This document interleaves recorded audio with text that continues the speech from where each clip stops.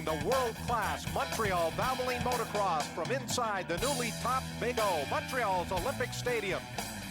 Last year, 50,000 fans saw hometown hero Jean-Sébastien Roy give it up in the rain after a brilliant last lap pass by American Brock Sellers. This year, Roy is ready to take it all, along with 24 other Canadian, American, and European Supercross stars here on TSN.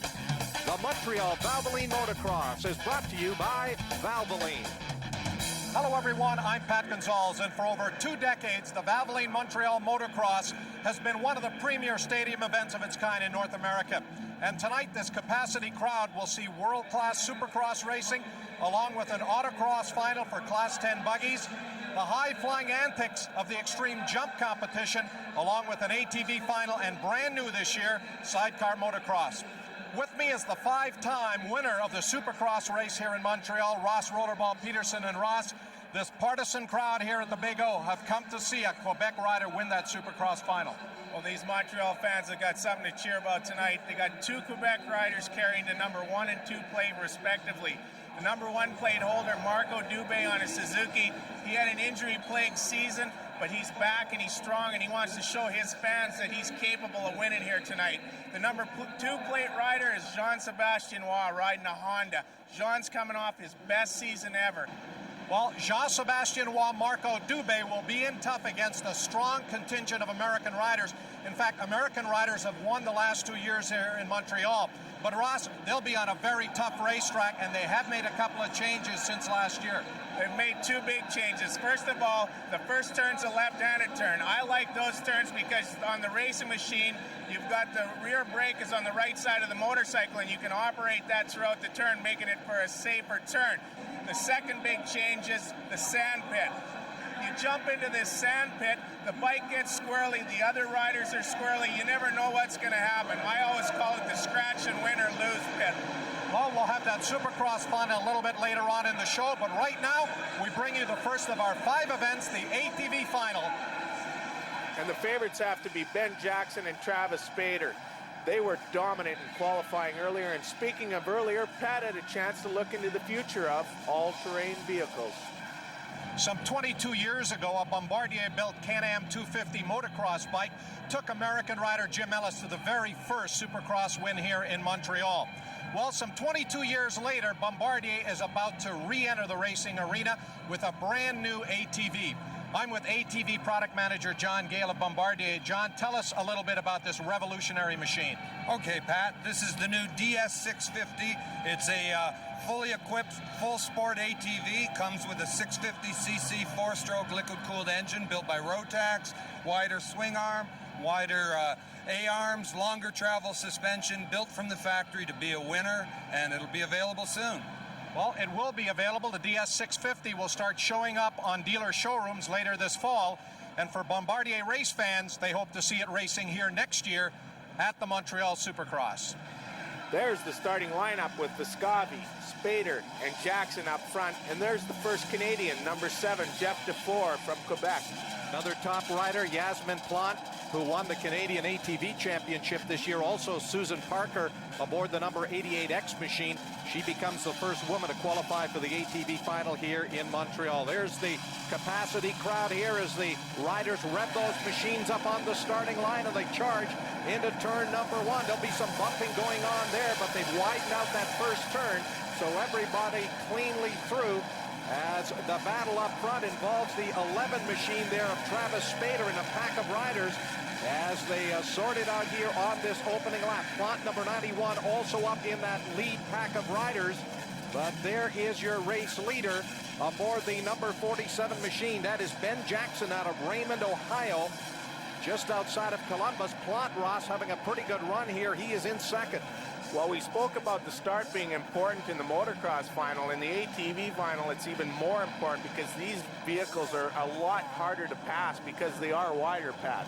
Up into the mezzanine now for the very first time. It's 47, Ben Johnson. There's your leader as he works back down to the stadium floor. 91, Yasmin Plante in second. 11, Travis Spader is third as the rest of the field works their way back down. And there is the 88 machine of Susan Parker, who has stalled it, and it looks like her race may be over after turning in an outstanding ride in the earlier qualifying heats. Ben Johnson is your leader. Here's Travis Spader on the inside of Plant.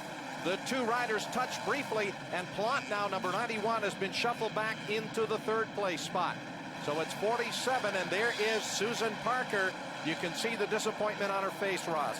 Obviously very dejected here. She had a great run in her qualifier, and here in the main event here, not being able to get her ATV started. Here's a great look on the onboard camera and what you see out there. Not a lot of room to pass out there, is there, Pat? Particularly up through that mezzanine section as they work back to the stadium floor. You're on board with Jean-Francois Lachance, and there's a problem for Martin Bourgeot as his machine is stopped out onto the course. There's your race leader, Ben Jackson, from Raymond, Ohio, but here comes Travis Spader aboard the number 11 machine. He is closed right up after putting Yasmin Plant back into third. Plant still running in the third place spot. Back up into that mezzanine section as they work back down to the stadium floor. Oh, and they're big. Oh, Jackson does a big swap here, and Spader moves by him. Jackson was unbelievably out of control there and brought it back under control and got back into second place after Spader snuck by. That was a great save by Jackson. He just about endoed coming back onto the stadium floor. Travis Spader aboard the number 11 machine is your leader. 47, Ben Jackson runs in second. And Quebec's Yasmin Plant aboard the number 91 machine is third. As we look at some of the other battles further back, and there's the number 7 machine going through that is Jeff Dufour on the Honda as he works back to the line, running just outside of the top 5 and having a pretty good run out here, but still a long way back from the race leader, number 11, Travis Spader. Wow, these ATVs have come a long way, Pat, in the last... Oh, and there's number 73. Yannick Collette from St. Hubert went down. He's up and moving. He doesn't look like he's too hurt. And here we are back with these guys. As I was saying before, these ATVs have come a long way since their introduction in the mid-'80s here at the Big O. Number 11, that is your race leader, Travis Spader, coming up on the number 23 machine. As the last lap flag is out, Travis Spader less than a lap away from victory, getting around that number 23 machine of Bruno Loranger. Fine Quebec rider. He is running in 6th, but a lap down, so just 5 machines on the lead lap, including number 91, Yasmin Plant, who continues to hold on to 3rd. That would be the highest running Canadian rider as Americans run 1-2. Here is Travis Spader as he brings it to the checkered flag. And for the 6th year in a row, an American ATV rider has won the ATV final here in Montreal. There is Travis Spader. He will take the checkered flag for a lap around the racetrack here. After an impressive run, was 3rd off the start, worked his way around Plant, and then took the lead from Ben Jackson. And here's the standings. 2 Americans and 3 Canadians rounding out the top 5.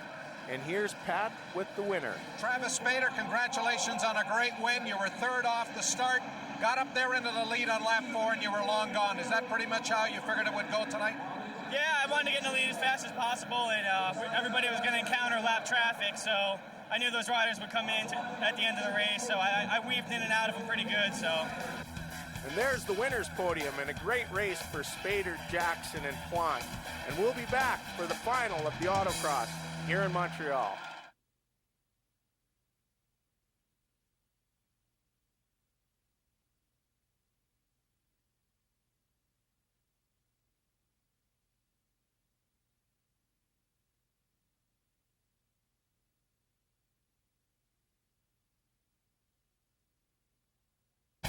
Welcome back to the Big O in Montreal in the Valvoline motocross. Right now it's the Autocross final.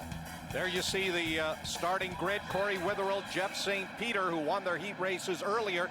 Daniel Gagne is a 2-time winner of the Autocross final here in Montreal. Paula St. Peter, the young lady and wife of Jeff St. Peter, also makes the starting grid. And that's Joe Woodke, the 3rd from New Jersey, starting 8th. And Pat had a chance to talk to him earlier about the course. Oh, we feel real good. We're coming off of a pretty good season in the outdoor series in the U.S. and swapped the car over, set up for the stadium. We went out there and car feels good. Track's a little rough, but we're going to get it real dialed in just right. My crew's working hard on it. I got my dad here. He's my crew chief, and I got my engine builder, technician. He's here tuning the motor. We got that all down. Just a little bit of suspension we got to get dialed in. We're going to be right there. Joe Woodkey, who was third here a year ago. There's Alain Uhl. He'll be starting back in the second row of Class 10 buggies, the Super Clean sponsored machine. There is Joe Woodkey, number 913, right on the outside of that very first row. As we said, he was third here in Montreal a year ago. Last year's winner, Jeff St. Peter, also up there on that front row, along with another two-time winner, number 11, Corey Witherill, who won here in 95 and 97. There's the wave of the flag, the charge into that very first turn. Jeff St. Peter up on the outside, but right down on the inside is the 11 machine of Corey Witherill as they battle down into this right-hander. It'll be Witherill aboard buggy number 11 who will grab the lead. 9-12, Jeff St. Peter in second. It's 22, Daniel Gagne in third. Ross, a quick start there for Witherill. Well, we thought it was tough for the ATVs to pass out there. With this two-line starting system here with the all-terrain buggies here, it's got to be really tough to get around out there, and they're really jockeying for position here on this first lap. Corey Witherill aboard the number 11 machine is your leader. There you see the gap back to 9-12. Last year's winner, Jeff St. Peter, then 22. Daniel Gagne, who sits there in the number 3 spot. And earlier I spoke to Jeff St. Peter. Oh, it's going to be tough. There's a lot of competition out there. It took us 5 years to get the first win under our belt. We had a lot of bad luck leading up to that season. Last year, everything went great for us, and the car worked good, and we're just going to try to repeat it this year.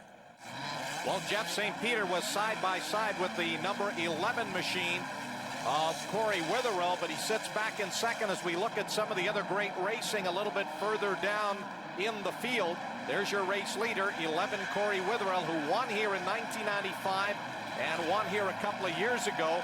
There's the margin back to 9-12. Jeff St. Peter in second, 22, Gagne still holding on to third. Wow, are these machines taking a pounding out there? You can see how they polish the track in the corners. And you see how those machines land off the jump. That driver inside's got to be in a great shape to take that kind of pounding and abuse. Here's Corey Witherill. He's experiencing some cooling problems out there, I understand, Pat. There you can see the back of the roll cage where the radiator has been all taped up, trying to improve the airflow through the rad to keep that motor cool. They had an overheating problem going back to the practice and the qualifying sessions earlier in the day, but it has not slowed down Corey Witherill, who has been a busy driver in 1999, has raced in a number of the Indy Lights Series events, and told me it's actually improved his off-road racing. Number 11, Corey Witherill, continues to lead the Autocross final. 9-12, Jeff St. Peter is in second. And then the third place machine is still 22, Daniel Gagne. As we look at the race leader going through, there's the margin back to St. Peter, 9-12. And then Gagne, also a two-time winner of this event, sitting back in third. Well, Witherill's really got his foot into it. He's not letting that overheating problem slow him down at all. He's really tearing. Look at the side of that buggy there. It's got 5 shocks on each side, and these guys take one hell of a pounding out there. Unlike the motocross riders, they can absorb a lot of their jumps with their knees and legs. There's the number 921 machine of Reynald Vaillancourt as he runs in fourth. And he just went around Joe Woodkey to third, who does have a flat left rear tire, so he continues to fall further back. He is also now running a lap down. There's your race leader, Corey Witherill, in that WSA-sponsored buggy.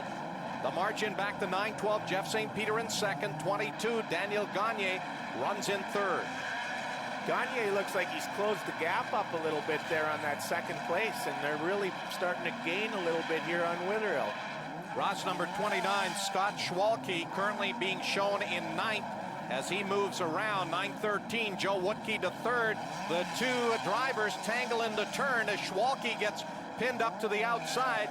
And you notice Woodkey's flat rear tire there, and that's causing a problem for him to turn, and that's why he took Schwalke out. It wasn't on purpose, it's just his cutter brake isn't responding. There's 102, Paula St. Peter, Ross. She is running in sixth. Oh, we've got a crash here involving 926, Bob Claus, and the number 3 buggy that's upside down. That is Robert Eamon. Those two drivers have come together. The corner workers there will try to untangle that pair. There's your race leader, number 11, Corey Witherill, who took the lead on the start, but now he's being reeled in by number 912, Jeff St. Peter. Oh, and 981's got a problem here. And as I said before, Gagne and St. Peter are really closing the gap here on Witherhill. And Witherhill might be saving this, or this motor's tightening up because of that overheating problem he's been experiencing all race. And he's also been running up against some of the slower traffic out there, and that's also slowed him down and allowed Jeff St. Peter to close back up. We have been shown the last lap flag. There's your race leader, Corey Witherill, trying to hang on and nurse that overheating motor and buggy to the checkered flag. Daniel Gagne aboard the number 22 buggy runs in third. There's Witherill, and there is Jeff St. Peter, just a few corners to go. Here is Witherill, brings it up to the line. There's the checkered flag. He will take the win. Jeff St. Peter in second, and then it'll be 22 Daniel Gagne third. New Jersey driver Dave Laughlin will finish fourth in the 000. Raynal Vaillancourt from Laval, Quebec rounds out the top five. There's Paula St. Peter, a fine drive for her as she finishes in sixth. Steinhardt, Schwalke, Vaillancourt, and Paul Heynen, number 981 in 10th.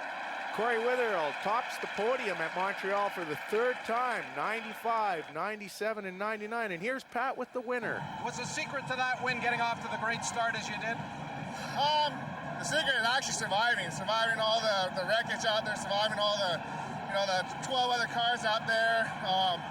Each year we come here, we always have some sort of mechanical problems. Each race we won, we struggle all night to keep the car together for the main event. My crew did an awesome job.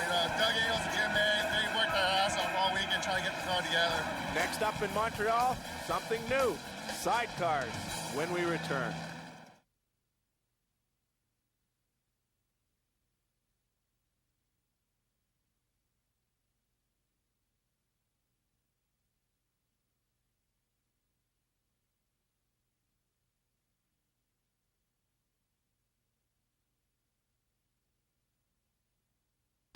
Welcome back to the Montreal Valvoline Motocross, and as promised, here's a look at the Sidecar Motocross final that was run earlier. There's the starting lineup. This involves a team consisting of a driver and a passenger, and Ross, while it makes its debut here in Montreal, it is very, very popular in Europe and gaining popularity in California. Well, in Europe, Pat, those big outdoor tracks that they race on is conducive to high speeds, and these motorcycles perform well at high speeds with the monkeys.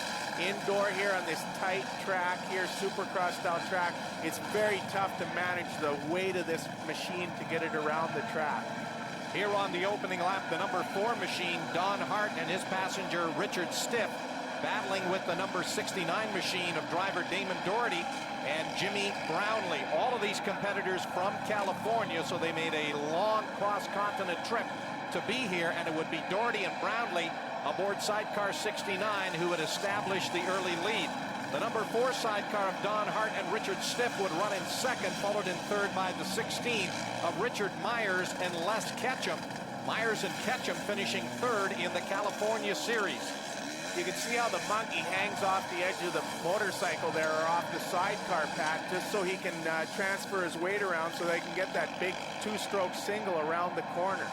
Well, they swapped positions at the front in the early laps here as 69, Doherty and Brownlee holding off a challenge here by 16 Myers and Ketchum as they battled back and forth for the lead. And again, all of these competitors wrapping up their outdoor season in California at the Lake Helen Raceway just a week ago prior to traveling here to Montreal. So it was back and forth up front. Doherty and Brownlee there. There you see the passenger right over the rear wheel. All of these sidecars sporting the right-hand chairs, and all of the chassis built in Belgium. Well, that's right, Pat. This sport originated over in Europe and is Belgium's national sport. And these motorcycles are special motorcycles out there built for the big, fast outdoor tracks. They have the leading link axle front forks, which are different from the Supercross bikes to handle the weight. These machines weigh about 1,000 pounds and put out about 70 to 80 horsepower. Well, Ross, late in the race, the number 99 sidecar of Mark Claus and Dustin Heinecker, the passenger, were able to get around the number 69 sidecar of Doherty and Brownlee. And as they came around for the checkered flag, it was the number 99 sidecar that would win it. They wrapped up the American Sidecar Competition Association championship just a week ago, as we said, as they came up to the line. Lots of air off that jump. There's the checkered flag, and Mark Claus and Dustin Heinecker takes the Montreal Valvoline Supercross Sidecar Motocross Final. And something new and different here for the Montreal race fans, Sidecar Motocross. And here's the top 3 teams, and here's Pat with the winning team.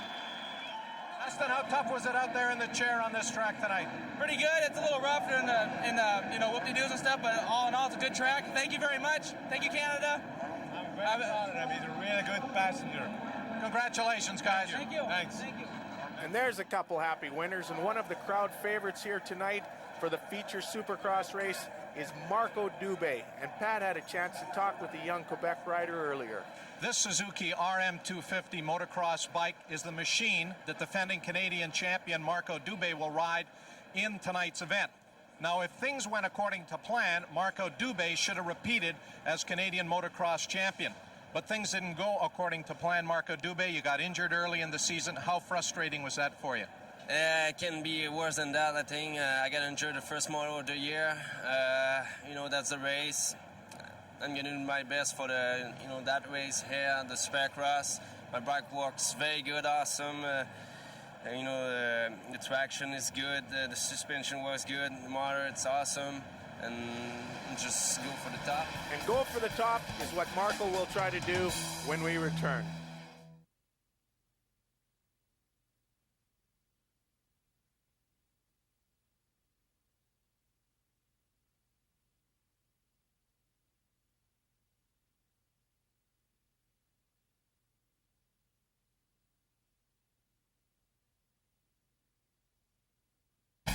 Welcome back to the Montreal Valvoline Motocross, and next up we'll look at highlights of the 3 qualifying races that were run earlier to determine the starting lineup for the Supercross Final. I'm Pat Gonzalez, along with the 5-time winner of this event, Ross Rollerball Peterson. And Ross, the start important in every race, including these qualifiers.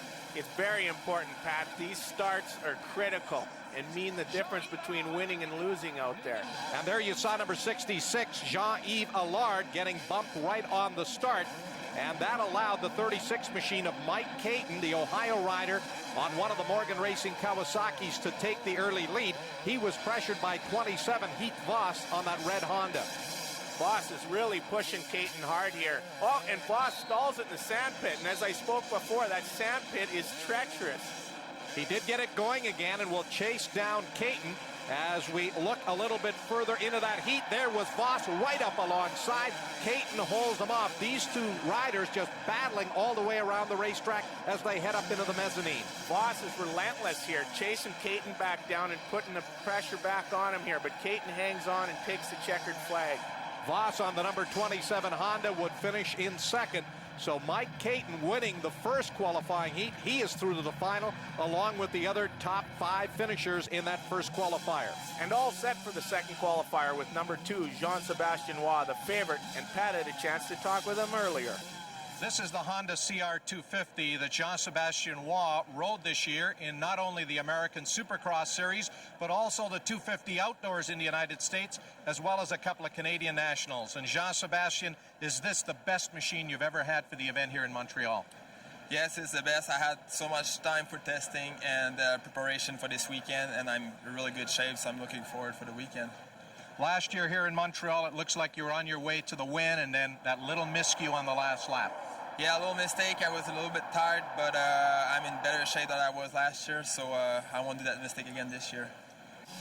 And the 5-second card sideways, and the gate's down and they're off. And there's 2 parts to every race, from the starting gate to the first turn. And if you can get through this first turn all right, you got the rest licked here. And you're going from now to the checkered flag, and we're off. 85, Greg Schnell on the Yamaha would grab the early lead as we look at that start on replay. And Waugh doesn't win the first race here. He's buried deep in the pack, and can he win the second race?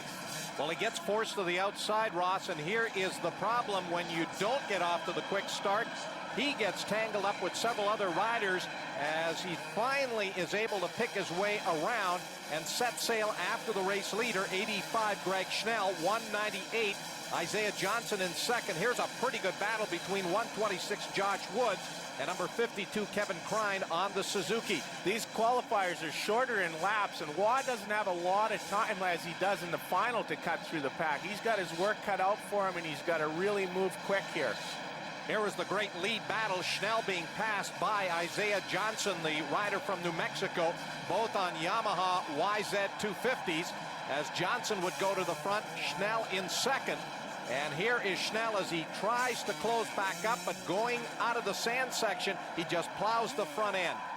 And that's the problem when you leave that sand section and get back onto the hard pack. You're used to being back so far coming in that sand to keep the front end light so it doesn't wash out, and then you get back on the hard pack and you forget that and you lose the front end. Here's another guy that's gone down here. Back marker going down. Jean-Sébastien Waugh took advantage of that as he got around 34 Phil Lawrence on the Morgan Racing Kawasaki. So it was 198. Isaiah Johnson on that blue Yamaha leading. Number 2, Jean-Sébastien Waugh in second. And then the 34 machine of Phil Lawrence, the Morgan Racing Kawasaki. Krein 52 would run fourth. And Waugh's really made short work of these guys. He's right on Johnson's tail. Johnson had the lead on this, and in 3 short laps, Waugh has cut his way through the pack and is in second, challenging for the lead. Unbelievable. His conditioning is second to none. And he is right. He isn't going to make the same mistake as he made last year. Well, he makes up ground on Johnson, but then dives in on the inside as they go through that left-hander. And Jean-Sébastien Waugh would take the lead. There's the last lap flag coming out. Johnson, number 198, sitting in second. And at this point, he appeared to be just a little bit tired. And he knows that you only need to finish in the top 5, and that gets you a ticket to the final. Waugh is definitely the fastest rider on the track here today. This is the toughest qualifier by far, and Waugh has come from near dead last and cut through all of these riders, the Americans and Europeans, and moved himself into first place here in a short qualifier. He is looking really good, and his conditioning is second to none. Here was Jean-Sébastien Waugh on the last lap of his qualifying heat. Big Air up into the mezzanine now for the final time as he brings that Planet Honda CR250 back down to the stadium floor. And you can see, Ross, he's just in a beautiful rhythm here over all of these jumps. Oh, you can hear the crowd behind him out there pushing him on. And I always remember when I was racing here, the crowd would give you an extra 10 horsepower out there. You just feel unbelievable. You hear him as he's going down through this rocker section, the crowd cheering.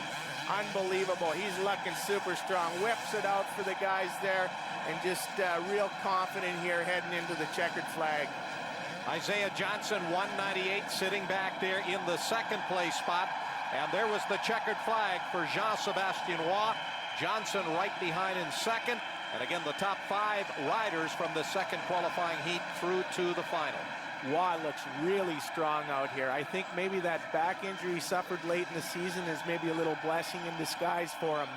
I know his training was outrageous, the amount of training he was doing. We talked earlier in the year, and I thought he was maybe doing a little bit too much. So maybe him slowing down here a little bit at the end. He certainly appears to be a lot more hungry out there, and that's what you need for these Supercross races. So he looks like he's got it under control.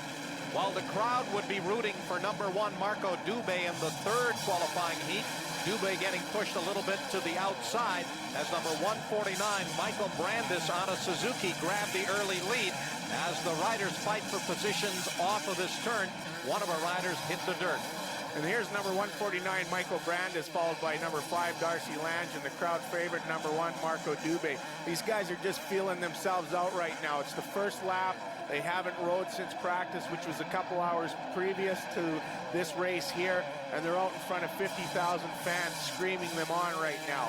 They're finding the new lines on the track that have developed from the first couple races, and let's not forget we've had ATVs, sidecars, and the autocross buggies out there polishing the track, so it's really changed a lot.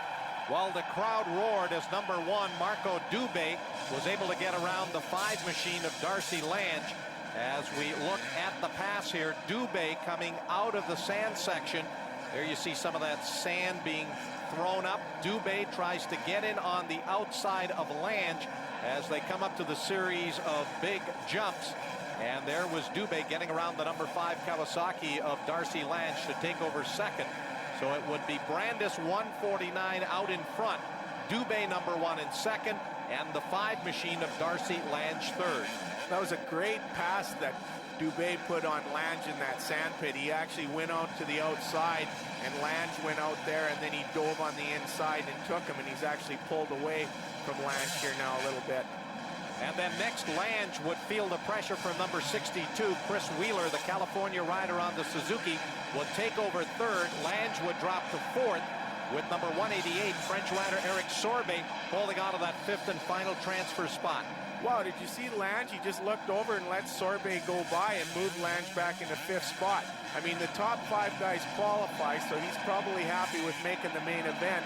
But also your positioning in these qualifiers is the utmost important, because the higher you finish in these qualifiers, you get a better pick on the starting gate for the main event. And with the checkered flag coming out, it was Quail Valley, California rider Michael Brandis, number 149, who would take the win in qualifier number 3 on his Suzuki. Number 1, Marco Dubé, finishing right behind in second. 62, Chris Wheeler third.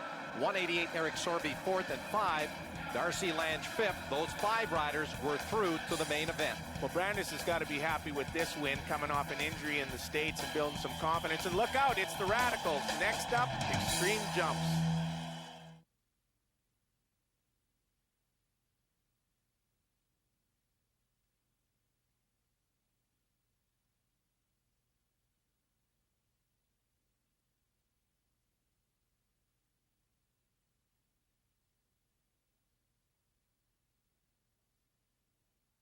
You're watching the Montreal Valvoline Motocross from the BIG0 Olympic Stadium.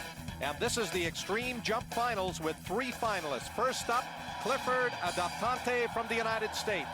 And that's a heel clicker, Pat. These guys not only practice these things and are judged on the difficulty of the maneuver, but also on their perfect technique. There's a can out the side there with both legs. These are extreme moves, and these guys practice this every day. And he finishes it off with a Superman.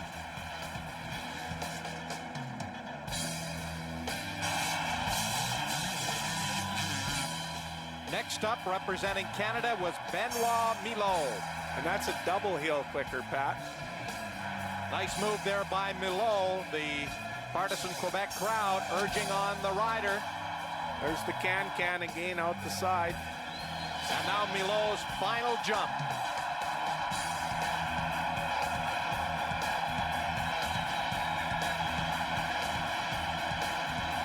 The crowd certainly liked what they saw from Benoit Milot, and somebody's about to get a set of goggles as a souvenir. Wow, Milot, he's really well liked by his hometown crowd here. Representing France, number 103, Jeremy Lomblin. And Ross, look at that move. The difficulty of that move speaks for itself. That is unbelievable, that maneuver. And here comes an incredible scissor move and flying W. Unbelievable. And then again, the Superman only hanging off the side of the bike there with that special holder on the seat. A spectacular one-arm Supercross to wrap up his routine. Jeremy Lomblin, as the crowd is cheering, and there goes the applause meter through the roof. And Lomblin will win the Extreme Jump competition. There are the final results. And coming up next, Marco Dubé and Jean-Sébastien Roy and 23 others for the Supercross final.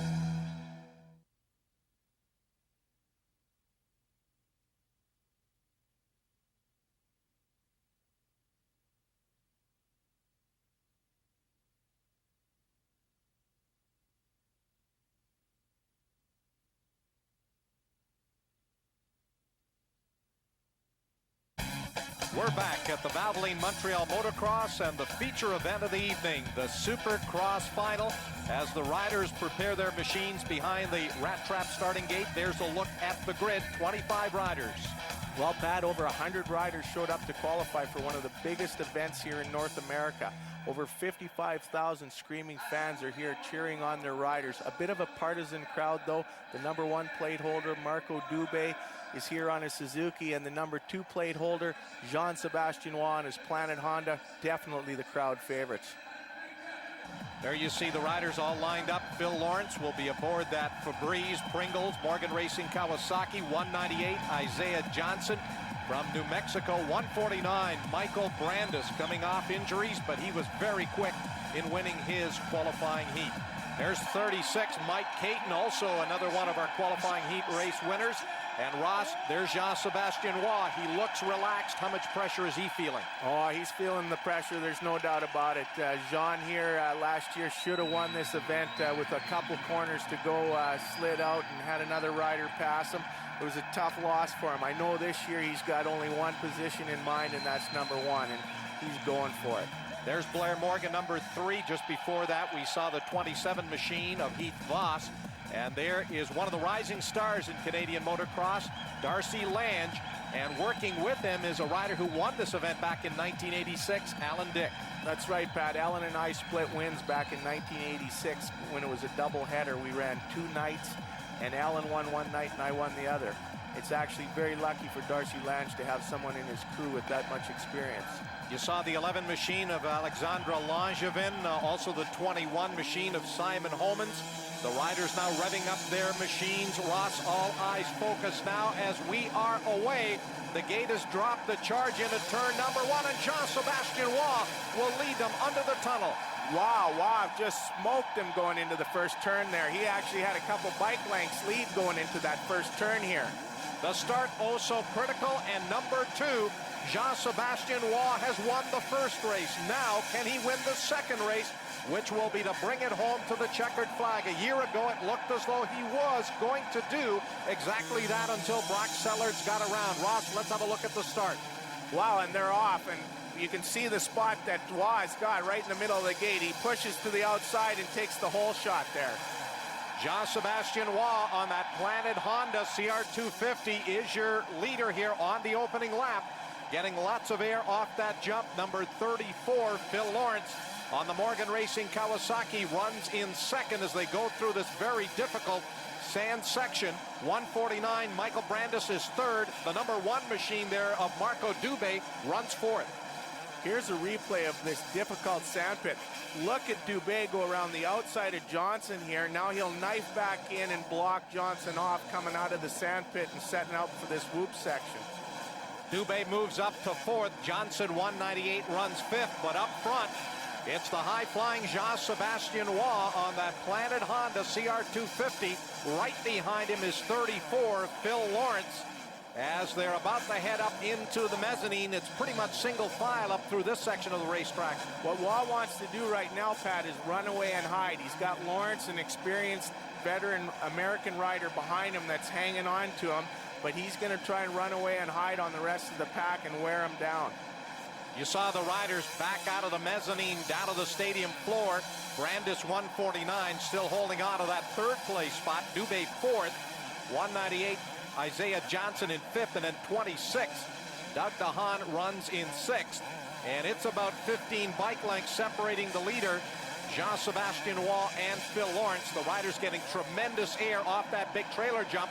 And there's 126, Josh Woods, the 16-year-old on the Kawasaki. And earlier I asked him about his goals for this race. Tonight I'm just basically, trying to get some experience. I've never really raced a big Supercross in front of a big crowd. So, the big thing tonight is just get some experience, make it to the main event, and, I really would like to get a top 5 finish tonight. Well, he certainly did accomplish one of those goals, and that's making it to the final. A top 5 may be a little bit beyond his reach here tonight as he continues to run just inside of the top 20. Jean-Sébastien Roy, number 2, your race leader. 34, Phil Lawrence in second. And Ross, we've got 3 riders out here running on backup equipment because their machines were stolen from their hotel parking lot. That's right, Pat. Blair Morgan, Darcy Lange, and Doug DeHaan, all 3 got their machines stolen, and they're riding on their backup machinery right now, which has got to be tough to do. There is your race leader. Jean-Sébastien Roy went out and won his qualifying heat. 34, Phil Lawrence, still keeping him in his sights. The third place rider, 149, Michael Brandis on the Suzuki, trying to close up. And then it is still Marco Dubé, number 1 and 4. Lawrence is running a strong second here to Jean. John actually and Lawrence were in their qualifying heat together, battling, but Waugh made easy work of Phil Lawrence, the American rider, in that heat there, coming from way back. And it looks like Jean-Sébastien Waugh is starting to stretch it out a little bit over Phil Lawrence, who appears to be losing ground to 149 Brandis, who's also being reeled in now by Marco Dubé. Michael Brandis is really coming on a hard charge here, followed by Dubé. Dubé's really pushing Brandis for that third place position. Oh, and Marco Dubé's got a problem, Ross. Dubé got sideways over that jump and lost traction here. Now he's got to get his rhythm back here and get the flow going again. These guys are so tight. Oh, and you can see Willow slid by on the inside here. And that's what happens. You lose your rhythm just for a split second, and it takes you a couple straightaways to get it back. 27, Heath Voss also around as Dubé drops back into 8. Now he tries to battle back up against the Honda rider number 27, Heath Voss. So Marco Dubé, that one little miscue, goes from 4th all the way back into 8th. And they're all in a half a lap there. In 1 minute he's battling for 3rd, and the next minute he's back in 8th, hanging on tight for 8th place here. That's how quick it can happen in these indoor races. Back up front, number 2, Jean-Sébastien Waugh on the Honda. He is your race leader. Had a marvelous outdoor season with numerous top 10 finishes in the American 250 Championship. He did have that injury about midway through the season, but he is 100% and healthy. As 34, Phil Lawrence continues to chase. There's Brandis, 149 in 3rd. Isaiah Johnson, 148 is 4th. And then number 26, Doug DeHaan, up into 5th. Well, Waugh's actually pulling away a little bit here on Lawrence, and this is the problem he's got now, is he's got to keep his concentration 100% on the track. And the problem with that is you think it's easy, but when you're out front and leading like that, you start to think to yourself, hey, I don't want to push it too hard. I want to take it easy because I got this one in the bag. I've got a big enough lead now I can sit on it. But when you start doing that, sometimes you start losing your rhythm. And we saw how quick and how fast you can drop back positions, as in Dubé when he went from almost taking 3rd all the way back to 8th position. Some of the other battles a little bit further back, you saw the number 27 machine there of Heath Voss. He had a bit of a problem as the race leader gets big air off the jump. Jean-Sébastien Waugh leading 34, Phil Lawrence on the Kawasaki KX250. Lawrence, who has not been doing a great deal of riding in the United States, has been racing over in Europe and in Australia. As we look back to the 3rd place machine of Brandis. Oh, we've got a great battle here, Pat, between Morgan and Dubé here. Number 1 plate holder Dubé and Blair Morgan, and Dubé gets sideways again here. He's really got a traction problem out there is what it's looking like. May have chosen the wrong tire. He has lost yet another position as the number 94 machine, Clark, has moved around. So number 3, Blair Morgan, has moved up into 8th. Dubé in danger of dropping out of the top 10 and Blair Morgan crashes on a jump. Heath Voss piles into the back of him. There's Marco Dubé into the wreck also. Now these guys got to get these bikes up when they're exhausted as they are and get them going here and get back in the race. They're already out of the top 10, Pat. Riders going by. Number 3, Blair Morgan, trying to kickstart the Kawasaki. He has fired the motor and he will continue, but he has lost many positions. Ross, let's have a look at that crash on replay. Here you can see he gets on the gas a little bit too hard as he's exiting the turn while the bike's still laid over. And as he goes up the takeoff ramp, he high sides into that 2nd jump that he wanted to land on. There's your race leader, number 2, Jean-Sébastien Waugh on the Honda. And Ross, I think the problem with Blair Morgan may have something to do with the fact that he is riding a backup machine, a bike that he's not as comfortable on. And here's a look at a replay. There's Morgan going down yet again. And earlier I spoke to him about riding the backup machine. Yeah, it's pretty difficult, because I almost had everything all ready to go. The bike was set up right for the Supercross. I had special suspension on it and stuff. And, the motors were quite a bit stronger than stock bikes for the starts and every kind of jump. But it's really difficult. We're working pretty hard. I barely made it to practice trying to get the other bike ready, and I'm just going to work with what I got. Ross, we look at a great battle here for 9th involving the number 102 machine, French rider Xavier Fab, and number 82, Georgia's Matt Shue on a Suzuki. Just one of the great battles as those riders get big air off that trailer jump. Back and forth, the French rider Fav on the number 102 Honda, being pressured here by shoe number 86 on that Suzuki RM250 as they continue to hammer at each other all the way around the racetrack. And it looks like Shoe may have lost the position there as another rider slipped in on the inside. That's Olaf, and he's moved Shoe out of that top 10 position here. And here we've got Jean-Sébastien Roy lapping Marco Dubé. Marco has had an extremely difficult evening here with a few crashes. He's obviously got mechanical problems with that motorcycle here because a rider of his stature shouldn't be getting lapped here. Ross, I think Marco Dubé may have got a little bit detuned after crashing into Blair Morgan and hasn't been able to get back on pace. Pat, a great battle shaping up here for second place. Brands is really putting the pressure here on Lawrence in second place. Phil Lawrence, bike number 34, the Kawasaki, right behind Brandis 149. As number 2, Jean-Sébastien Roy comes to the line. He'll get the white last lap flag. Well, Pat, 1 lap to go for Jean, and he's got this one in the bag. But then last year he was leading with less than a lap to go. And hopefully all these things aren't coming into play with him now. There you saw the battle between Olaf 132 on the KTM. He has moved to 9th. 102, the French rider, Fav, is back in 10th. Well, Roy here navigating the track with less than half a lap to go. I mean, this is when you start hearing the bike making strange noises. You start to wonder if you should jump this jump or not and just ride it. And you're wondering where the guys are behind you. And everything that can possibly go wrong runs through your mind. Ross, the difference between this year and a year ago, the rider behind Jean-Sébastien Roy is a lapped rider. That's number 21, Simon Holmans. A year ago, it was Brock Sellards, and Sellards was able to make the pass.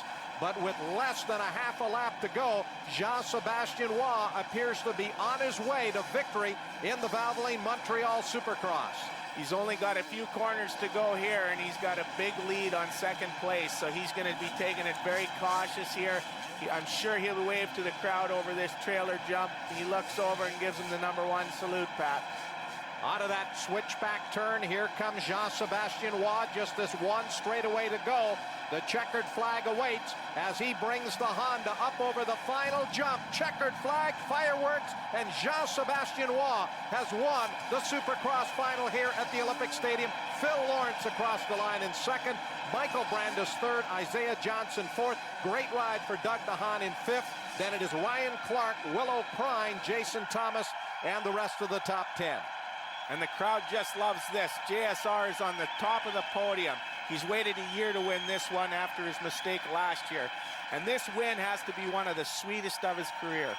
And here's Pat with the 1999 Montreal Supercross champion.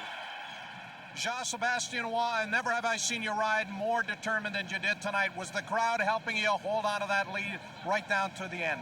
Yeah, definitely make a big part. I mean, everything, I was in great shape. My bike was working great. My SR250 is awesome. And like you said, the crowd just really helped me to give me a little bit more energy for the end. But yeah, I'm really happy. When you got the whole shot, that must have really got your confidence up. And after that, nobody really got up there close to challenge you. Yeah, I know the whole shot was a really important thing. Plus, it's kind of hard to pass.